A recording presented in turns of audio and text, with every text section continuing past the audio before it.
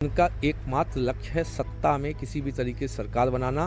वो 2 या 3 कंपनियां, जो मैंने बोला बार बार बोलता हूं, इनको अपने जो गुजराती कंपनियों को बस फ़ायदा पहुंचाना है। उसके अलावा इनको देश में ये एक तरीके से ये इकोनॉमिक रेगिस्तान, मतलब आर्थिक रेगिस्तान, जिसमें सिर्फ 2 या 3 वृक्ष फूलेंगे और वो उनके वृक्ष के नीचे छोटी छोटी कंपनियां हैं, वो ध्वस्त हो जाएंगी, वो बर्बाद हो जाएंगी। इसलिए कह रहा हूँ, आपको बात रखने का, जैसे ही बात रखते हैं इनको देश विरोधी बताते हैं। तो लीडर्स तो सभी लोग बोल रहे हैं। आप देखिए देश में, देखिए यही मैं कह रहा हूँ, जब प्रेस फ्रीडम इंडेक्स 157 है, आप जिसको आप बोल रहे हैं कि किसी अपोजिशन के लीडर का नाम ऐसा घोषित कर, तो मैं तो कह रहा हूँ सामान्य वर्ग की गद्दार पार्टी है ये, जिसके बच्चियों का बलात्कार। मेरा सवाल ये था कि मोदी के अगेंस्ट में नेशनल लेवल पे कोई ऐसा लीडर है जिन्हें आप पसंद करते हो, उनकी नीतियों से प्रभावित हो?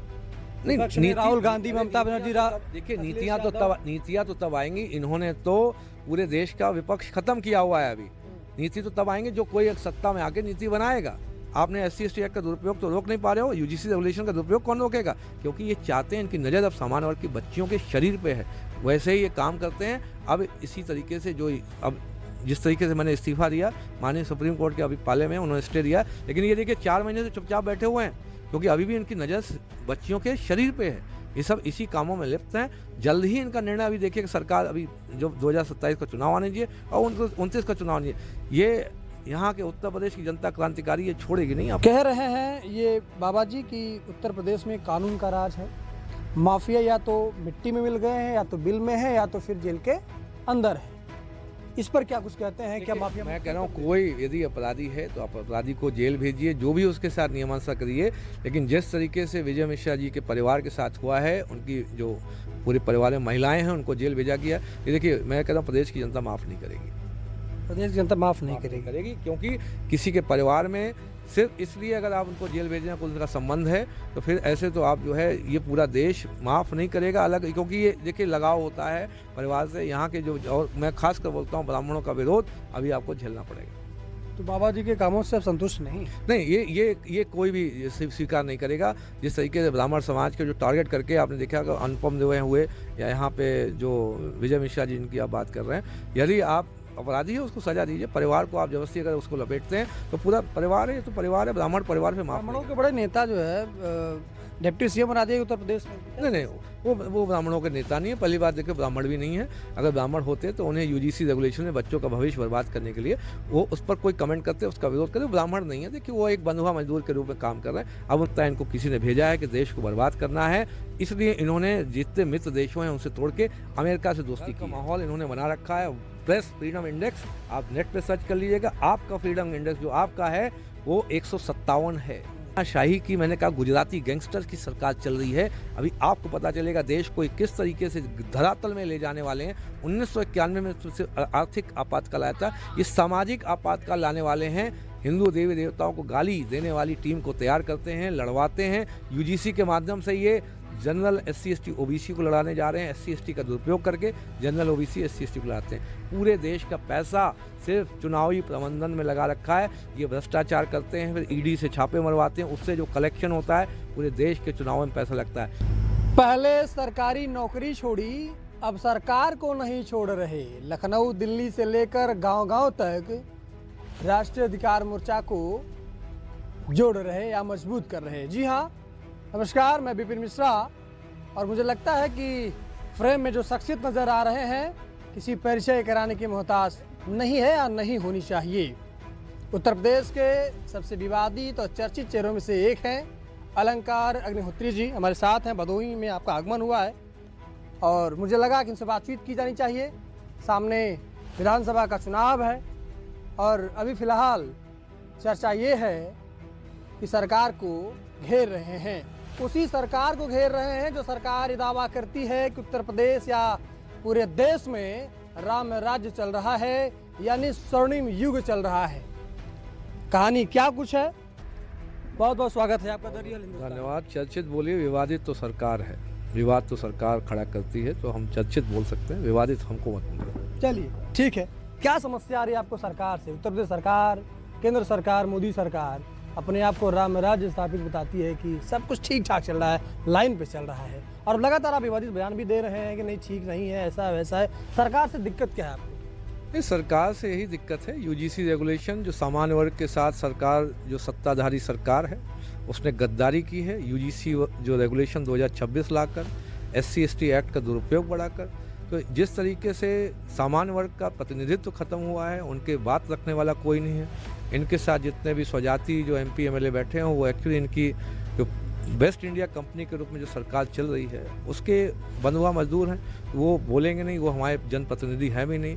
तो इसी क्रम में जब मैंने यूजीसी रेगुलेशन 2026 के विरोध में इस्तीफ़ा दिया था, या उसमें इंगित किया था कि अब जो सामान्य वर्ग है, उसको अपनी बात रखने के लिए स्वयं को अपने राजनीतिक विकल्प के रूप में स्थापित करना पड़ेगा। इसीलिए राष्ट्रीय अधिकार मोर्चा की स्थापना की गई पूरे प्रदेश में, और देश में बहुत ही जन समर्थन मिल रहा है। 50% के आसपास जो हमारा अगर सामान्य वर्ग है, तो उसका पूरा समर्थन मिल रहा है। आप देखेंगे जितना युवा वर्ग है इस समय हमारे साथ है, और ऐसा विभिन्न राज्य के विभिन्न जो जिले हैं वहाँ पे, और प्रदेश और अन्य प्रदेशों में भी बहुत इसका जन समर्थन हमारे साथ प्राप्त है। अभी आपने कहा कि सवर्ण समाज जो है वो 50% है, लेकिन जो कुछ आंकड़े बताए जाते हैं हम लोगों को, वो बताए जाते हैं कि भैया तो 10-11% है यहाँ टोटल।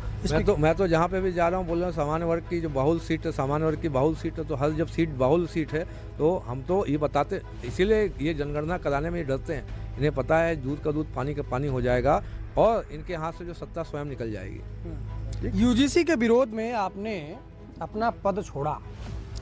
यूजीसी के अलावा केंद्र या राज्य की सरकार की कौन सी नीतियां हैं जिसका आप विरोध करते हैं और खुले मन से करते हैं? नहीं, देखिए, इन लोगों को सरकार चलाना नहीं आता है। देश में ध्रुवीकरण की राजनीति करने के आधार पर इन लोगों ने सरकार सत्ता बनाई है, और जब आप बिना किसी विशिष्टता के, आप सिर्फ डर की राजनीति दिखाकर ध्रुवीकरण करके सरकार बनाने आते हैं, तो आप सिर्फ देश में भ्रष्टाचार करते हैं, क्योंकि देश चलाना बहुत ही गंभीर प्रक्रिया है। आप देखेंगे अभी चुनाव होगा, अभी उत्तर प्रदेश में और विभिन्न राज्यों में चुनाव आ रहा है, तो हिंदू धर्म खतरे में है, और पूरे समाज का जो ठेका है, पूरे देश का ठेका अब जो है ये हिंदू समाज मरेंगे। जबकि हिंदू धर्म को ही इतना विभाजन इन्होंने कर दिया है। पहले SC/ST एक्ट का दुरुपयोग इन्होंने बढ़वाया है। जब माननीय सुप्रीम कोर्ट ने सुभाष काशीनाथ महाजन वर्सेस स्टेट ऑफ महाराष्ट्र जो निर्णय आया था, दिशा निर्देश दिए थे कि बिना जांच के SC/ST एक्ट में गिरफ्तारी FIR नहीं होगी, एंटीसिपेटरी बेल का प्रावधान था। तीसरा, शासकीय जो अनुमोदन के बिना किसी कर्मचारी अधिकारी पर कोई कार्रवाई नहीं होगी। लेकिन इसने जो देश के जो सामान्य वर्ग, OBC वर्ग के साथ इस सत्ताधारी जो दल है, गद्दारी करते हुए धारा 18A SC/ST एक्ट में लाते हुए, माननीय सुप्रीम कोर्ट के आदेश का कंटेम्प्ट करते हुए, देश के जो सामान्य वर्ग, OBC वर्ग के जो जितने भी लोग हैं, उनके परिवार बर्बाद करने के लिए, उनको लूटने के लिए जो जितनी भी निराधार शिकायतों के बोझ से लाद दिया।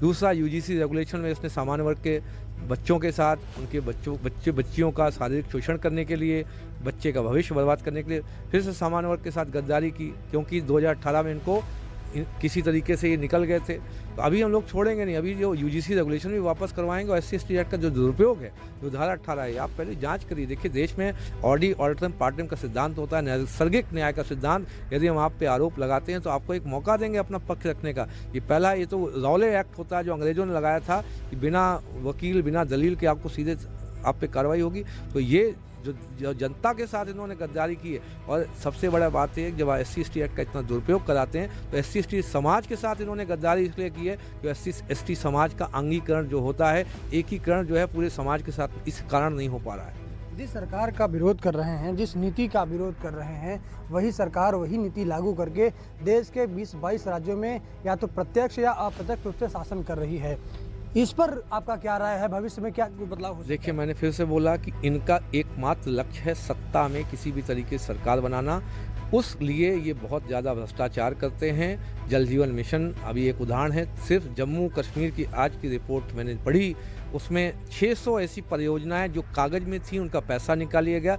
13,000 करोड़ का, वहाँ के IAS अधिकारी हैं परमार जी, 13,000 करोड़ का सिर्फ जम्मू और कश्मीर में भ्रष्टाचार किया गया है। पूरे देश में जब आप निकालेंगे तब आपको समझ में आएगा। दूसरा, जितनी भी इनकी विदेश नीति हैं सब विफल हैं। आपने जो जितने भी निकटवर्ती देश हैं, मित्र देश थे, उनसे आपने सब रिश्ते तोड़ दिए हैं, ईरान और रूस से। तो ये ऐसे लोग हैं, और अमेरिका से आपने संबंध स्थापित कर लिए हैं, जो जहाँ से 5 गुना माल का भाड़ा लगता है, 8 गुना इंश्योरेंस का कॉस्ट है। तो इसलिए अब हमारे पास 11 महीने का रिजर्व बचा हुआ है, जिसे जो फॉरेक्स रिजर्व है, जिससे हम विदेशी माल खरीदते थे, जिसमें तेल आता है, सोना आता है, रिफाइनरी आता है, LNG गैस आता है, खाद जो आता है। 11 महीने के लिए हम लोग अपनी खैर बना सकते हैं। इसके बाद हम देश में जो भी हो सकता है, सोना बेचना आप लोगों के अकाउंट में सोना हो या मंदिरों का सोना जो इनके पास रिजर्व में जमा हो, उसको बेचना चालू कर दें, आपको बताए भी ना। अच्छा, ऐसा भी हो सकता है। आप तो अघोषित आपातकाल लगा दिया ये गया है। आर्थिक हम लोग 1991 की स्थिति से भी बदतर स्थिति में हैं, क्योंकि तब हमारे पास इतनी जो इन्होंने किया है, देखिए इन्होंने देश में कोई भी इकोनॉमिक ढांचा मजबूत नहीं किया है। आप देखेंगे जितनी भी इनकी योजनाएं उसमें सिर्फ लूटा है, लूटा है, लूटा है। जल जीवन मिशन आप देखेंगे कभी जितने प्रोजेक्ट हैं सब फेल हो चुका है। कोई भी आपको बड़ा अभी गंगा एक्सप्रेसवे में आप देखेंगे आज की रिपोर्ट है पूरा धंस चुका है, इतना भ्रष्टाचार। इनको सिर्फ 2 या 3 कंपनियां, जो मैंने बोला बार बार बोलता हूँ, इनको अपने जो गुजराती कंपनियों को बस फ़ायदा पहुंचाना है, उसके अलावा इनको देश में ये एक तरीके से ये इकोनॉमिक रेगिस्तान, मतलब आर्थिक रेगिस्तान, जिसमें सिर्फ 2 या 3 वृक्ष फूलेंगे और वो उनके वृक्ष के नीचे छोटी छोटी कंपनियां हैं, वो ध्वस्त हो जाएंगी, वो बर्बाद हो जाएंगी। ऐसा ये करना चाहते हो, कर भी चुके हैं। इसीलिए अब देखेंगे ये आपको हिंदू धर्म खतरे में है। अभी चुनाव आ रहा है, अभी हिंदू मुस्लिम करवाएंगे, पूरे देश में दिखाएंगे। और ये मुझे लगता है इनसे बड़ा कोई डीप स्टेट नहीं है। मुझे लगता है इनको किसी ने भेजा है कि देश को बर्बाद करना है, इसलिए इन्होंने जितने मित्र देशों हैं उनसे तोड़ के अमेरिका से दोस्ती की है। आप इतना खुलकर बेबाकी से बोलते हैं, आपको डर नहीं लगता है? ट्रिपल इंजन की सरकार चल रही है उनकी। देखिए डर, मैंने वही बोला ना, डर का माहौल इन्होंने बना रखा है। प्रेस फ्रीडम इंडेक्स आप नेट पे सर्च कर लीजिएगा, आपका फ्रीडम इंडेक्स जो आपका है वो 157 है और क्यूबा का भी 157 है। तो तानाशाही, वही तो कह रहे हैं, तानाशाही की, मैंने कहा गुजराती गैंगस्टर की सरकार चल रही है। अभी आपको पता चलेगा देश को किस तरीके से धरातल में ले जाने वाले हैं। 1991 में आर्थिक आपातकाल आया था, ये सामाजिक आपातकाल लाने वाले हैं। हिंदू देवी देवताओं को गाली देने वाली टीम को तैयार करते हैं, लड़वाते हैं। यूजीसी के माध्यम से ये जनरल SC ST OBC को लड़ाने जा रहे हैं। SC ST का दुरुपयोग करके जनरल OBC SC ST को लड़ाते हैं। इनका काम कुछ नहीं है, योग्यता कुछ है नहीं। ऐसे ही आप जो कि ये सरकार बनाते हैं, बाद में क्या लोगों को बहकावे के लिए। एक ये और बताता हूँ, इनके आपने बोला था इनकी ये इतने 21 राज्यों में सरकार बना रहे हैं। आप देखिएगा सुरजीत भल्ला जी जो इनके आर्थिक सलाहकार थे बचपुर के कार्यकाल में, उन्होंने क्या बोला, 21 राज्यों में सरकार बना रहे हैं और देश की अर्थव्यवस्था हार रही है और हारती जाएगी, क्योंकि पूरे देश का पैसा सिर्फ चुनावी प्रबंधन में लगा रखा है। ये भ्रष्टाचार करते हैं, फिर ED से छापे मरवाते हैं, उससे जो कलेक्शन होता है पूरे देश के चुनाव में पैसा लगता है। 5 महीने ये जब 28 फरवरी को युद्ध हुआ, जो प्रारंभ हुआ था ईरान, अमेरिका, इजराइल का, तब पूरे अन्य देशों ने अपने प्रतिबंध लगाए थे, अपने आप को बचाया था तब। लेकिन उन्होंने चुनाव में 5 राज्यों में चुनाव में पूरे देश का जो पेट्रोल डीजल फूंक दिया। उसके बाद आप देखिए एक दिन प्रधानमंत्री जी आते हैं, बोलते हैं सोना मत खरीदो, तेल मत प्रयोग करो, डीजल का प्रयोग मत करो, रिफाइंड कम यूज़ करो। तो आप ही बताइए, आपको 3 महीने से आपको नहीं समझ में आ रहा था? अब एकदम से गंगा एक्सप्रेसवे जहां आपने 4 दिन पहले उद्घाटन किया था, 400 से 500 बसों के साथ आपने डीजल फूंका था।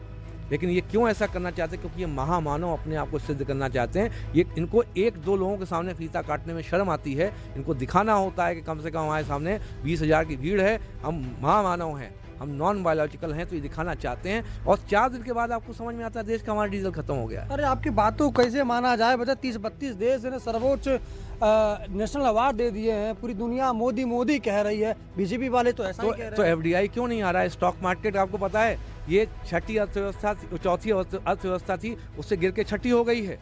ये इनको पता है। आपको ताइवान जैसा छोटा सा देश जो आपसे बढ़ गया है स्टॉक मार्केट में, आपसे ऊपर निकल गया। 2 दिन पहले की रिपोर्ट देखिए, देश से FDI और FII, FDI मतलब कैपिटल इन्वेस्टमेंट, जो फैक्ट्रीज लगती थी, बड़े बड़े संस्थान लगते थे, कोई नहीं आ रहा है। क्योंकि आपको पता है इनके जितने पैरामीटर हैं वो फेक हैं, सिर्फ दिखाने के लिए ग्रोथ दिखा रहे हैं। लोन आपको पता है, मुझे अभी आप देखिएगा 200 लाख करोड़ का आपके ऊपर लोन है, आप लोन पे जी रहे हैं। अभी आपको पता चलेगा आप ICU बन चुके हैं। ICU मतलब Indian colony of United states. आप यूनाइटेड स्टेट्स की कॉलोनी बन चुके हैं, क्योंकि आपके पता नहीं कौन से ऐसे राज हैं जो इनके पास लग गए हैं। आप पूरी अपनी विदेश नीति विफल कर चुके हैं। आप उनके जैसा वो कह रहे हैं कि उन्होंने बोला कि इससे डीजल खरीदना है तो खरीदोगे।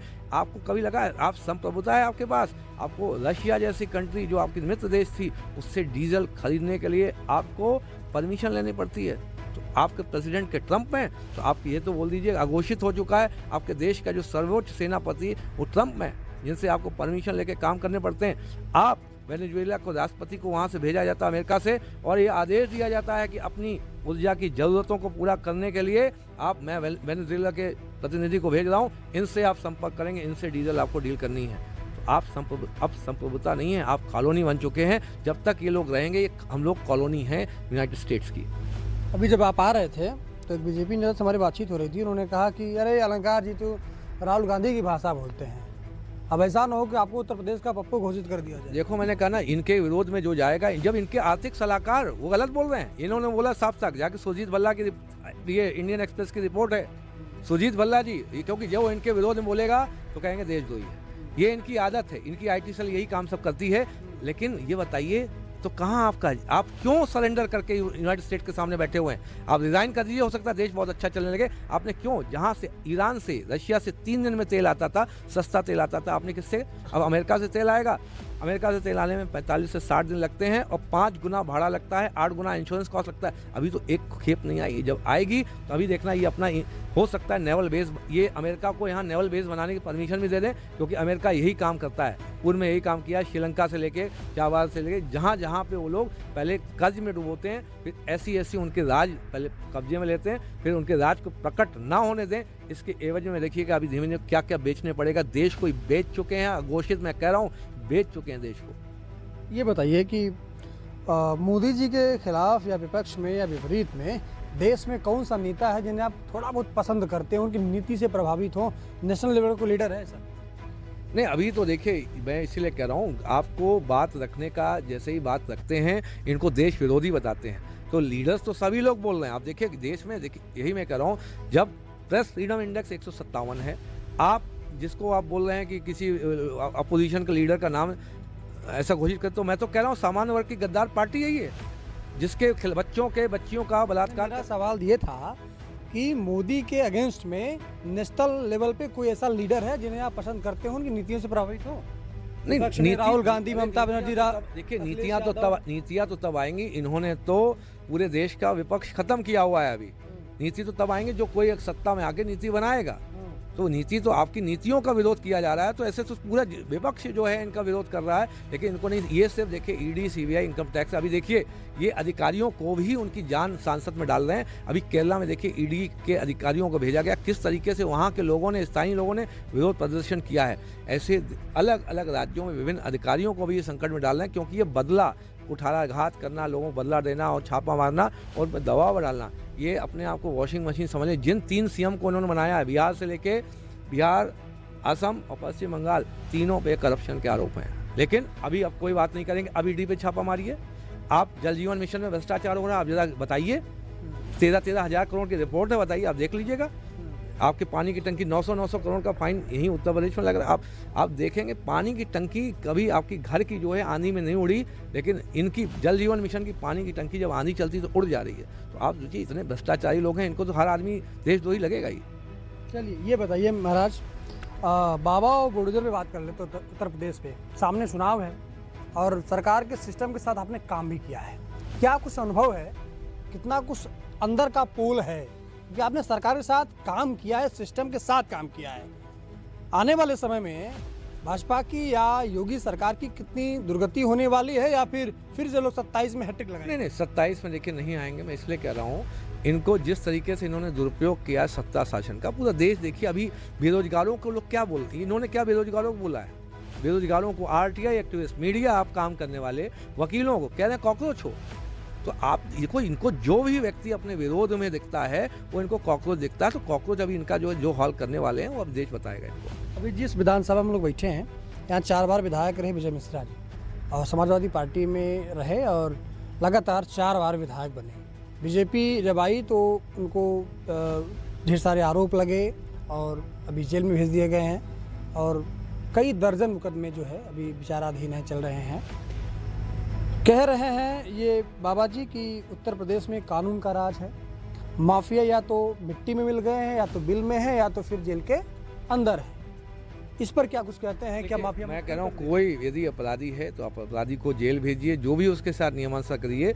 लेकिन जिस तरीके से विजय मिश्रा जी के परिवार के साथ हुआ है, उनकी जो पूरे परिवार में महिलाएं हैं उनको जेल भेजा गया, ये देखिए मैं कह रहा हूँ प्रदेश की जनता माफ़ नहीं करेगी। प्रदेश की जनता माफ़ नहीं करेगी, क्योंकि किसी के परिवार में सिर्फ इसलिए अगर आप उनको जेल भेजना कुछ उनका संबंध है तो फिर ऐसे तो आप जो है ये पूरा देश माफ़ नहीं करेगा अलग, क्योंकि ये देखिए लगाव होता है परिवार से। यहाँ के जो, और मैं खास कर बोलता हूँ, ब्राह्मणों का विरोध अभी आपको झेलना पड़ेगा। तो बाबा जी के कामों से आप संतुष्ट नहीं हैं? नहीं, ये कोई भी स्वीकार नहीं करेगा। जिस तरीके से ब्राह्मण समाज के जो टारगेट करके आपने देखा कि अनुपम देव हुए, या यहाँ पे जो विजय मिश्रा जी जिनकी आप बात कर रहे हैं, यदि आप अपराधी है उसको सजा दीजिए। परिवार को आप जबरदस्ती अगर उसको लपेटते हैं तो पूरा परिवार है, ये तो परिवार है, ब्राह्मण परिवार पे माफ ब्राह्मणों के बड़े नेता जो है डिप्टी सीएम बना दिए उत्तर प्रदेश में। नहीं, वो ब्राह्मणों के नेता नहीं है। पहली बात देखिए, ब्राह्मण भी नहीं है। अगर ब्राह्मण होते तो उन्हें यूजीसी रेगुलेशन में बच्चों का भविष्य बर्बाद करने के लिए वो उस पर कोई कमेंट करते, उसका विरोध करते। ब्राह्मण नहीं है, देखिए वो एक बंधुआ मजदूर के रूप में काम कर रहे हैं। अब उनको छोड़ दिए, उसमें सो जाती हैं, कमेंट करना उचित नहीं लगता है, लेकिन वो मैं उनको ब्राह्मण नहीं मानता हूँ। अच्छा, राष्ट्रीय अधिकार मोर्चा का गठन आपने किया है, लगातार आप मेहनत भी करें, ग्राउंड लेवल पे गांव-गांव जा रहे हैं। 27 में कितना कुछ आप बदलाव उत्तर प्रदेश में कर पाएंगे या फिर चीज़ें अच्छे से रख पाएंगे? 27 में देखिए, आप देख रहे हैं जनता हमारे साथ में है। जिस तरीके से देखिए, मैंने कहा ये सामान्य वर्ग की गद्दार पार्टी है, ओबीसी वर्ग की गद्दार पार्टी है। जिस तरीके से उन्होंने SC/ST एक्ट की धारा 18A, देखिए इससे क्या हुआ, तीनों वर्ग का नुकसान। ये SC/ST वर्ग की भी गद्दार पार्टी है, क्योंकि SC/ST एक्ट में अगर सुधार हो जाता, जो माननीय सुप्रीम कोर्ट ने दिया था, उससे अंगीकार हो जाता। जबरदस्ती का जो लोग SC/ST समाज और जो दरार पड़ रही है सामान्य वर्ग ओबीसी वर्ग में मिलकर, वो दरार की खाई कम करने का प्रयास माननीय सुप्रीम कोर्ट के द्वारा सुभाष काशीनाथ महाजन वर्सेस स्टेट ऑफ महाराष्ट्र 2018 के इस निर्णय में किया गया था। लेकिन इन्होंने ऐसा फिर से कर दिया कि एक धारा 18A लाकर फिर से उसको बहाल कर दिया। उससे हुआ क्या, आपका जो एक सेगमेंट है वो अंगीकृत एकीकृत नहीं हो पा रहा। इसी तरीके से आपने सामान्य वर्ग के साथ गद्दारी करी। आपने जनरल वो जो यूजीसी रेगुलेशन 2026 लाके सामान्य वर्ग के बच्चे बच्चियां अपराधी हैं, आप स्वघोषित मान लिया, और सामान्य वर्ग की बच्ची का साथ शोषण होगा, रेप होगा विश्वविद्यालय के परिसर में, उसका कौन जिम्मेदार होगा?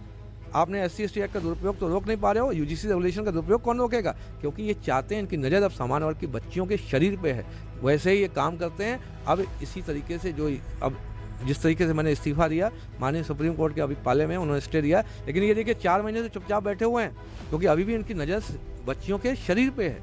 ये सब इसी कामों में लिप्त हैं। जल्द ही इनका निर्णय, अभी देखिए सरकार अभी जो 2027 का चुनाव आने चाहिए और 29 का चुनाव नहीं, ये यहाँ के उत्तर प्रदेश की जनता क्रांतिकारी ये छोड़ेगी नहीं आपको। अभी आप भदोही में हैं और भदोही में 3 विधानसभा है। एक सुरक्षित सीट से बीजेपी के विधायक है, एक अलायंस है निषाद पार्टी से, वो भी उन्हीं के विधायक हैं, एक समाजवादी पार्टी के विधायक हैं। दूसरे नंबर पे समाजवादी पार्टी बहुत मजबूती से चुनाव लड़ती है। भदोही के लोगों को अलंकार जी क्या कुछ संदेश देना चाहते हैं, आगामी चुनाव में क्या कुछ तैयारी करने के लिए कह रहे हैं? नहीं, देखिए हमारे साथ जो भी 3 विधानसभाएं हैं और 403 जो प्रदेश की विधानसभाएं, हम लोग पूरी तरीके से तैयार हैं। 2027 का जो चुनाव है 403 सीटों पे हम लोग लड़ेंगे। सामान्य वर्ग का पूरा समर्थन हमारे साथ है और अन्य वर्ग भी हमारे साथ जुड़ेंगे। हमारा भाव उनको पता है, हमारा भाव किसी वर्ग के साथ अहित करना नहीं है, लेकिन अपने वर्ग के अहित को हम सम्मान बिल्कुल नहीं देंगे।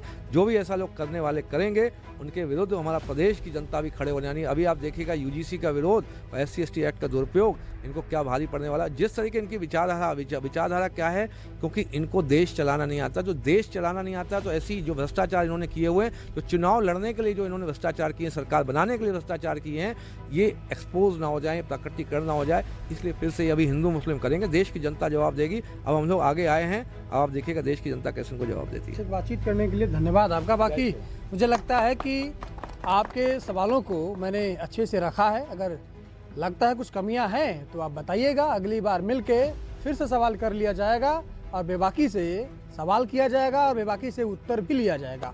धन्यवाद आपका। और इस पूरे इंटरव्यू को या इस पूरे वीडियो को लेके आप क्या सोचते हैं, अपनी राय ज़रूर दीजिएगा। Thank you.